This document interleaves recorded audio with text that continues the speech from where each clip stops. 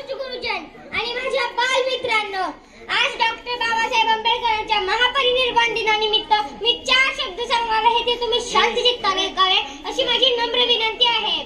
हवा वेगाने नव्हती, हवेपेक्षाही त्यांचा वेग होता. अन्यायाविरुद्ध लढण्याचा त्यांचा इरादा नेक होता. असा रामजी बाबांचा लेख भीमराव आंबेडकर लाखात नाही तर जगात एक होता. 9 भाषा, 32 डिग्र्या, 64 विषयाचे ज्ञान असणारे symbol of knowledge doctor Babasaheb Ambedkar जगात सर्वाधिक विद्वान होते.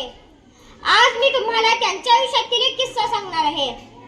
एक बार बाबा साहब एक किताब पढ़ रहे थे और उनका नौकर उनके लिए चाय बना के टेबल पे रख के घर चला गया.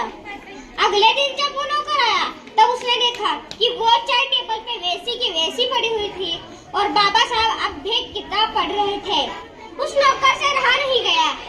उसने बाबा साहब से पूछा कि आप दिन रात इतनी पढ़ाई क्यों करते हैं? तो बाबा साहब ने कहा कि मेरे बाद कोई और बिना पढ़े लिखे ना रहे, इसलिए मैं इतनी पढ़ाई करता हूँ. ऐसे महान थे हमारे बाबा साहब. दोस्तों, बाबा साहब कहते थे कि अगर आप दूध को सताओगे तो दही बन जाएगा, दही को सताओगे तो मक्खन बन जाएगा और मक्खन को सताओगे तो घी बन जाएगा. दूध से महंगा दही है, दही से महंगा मक्खन है और मक्खन से महंगा घी है.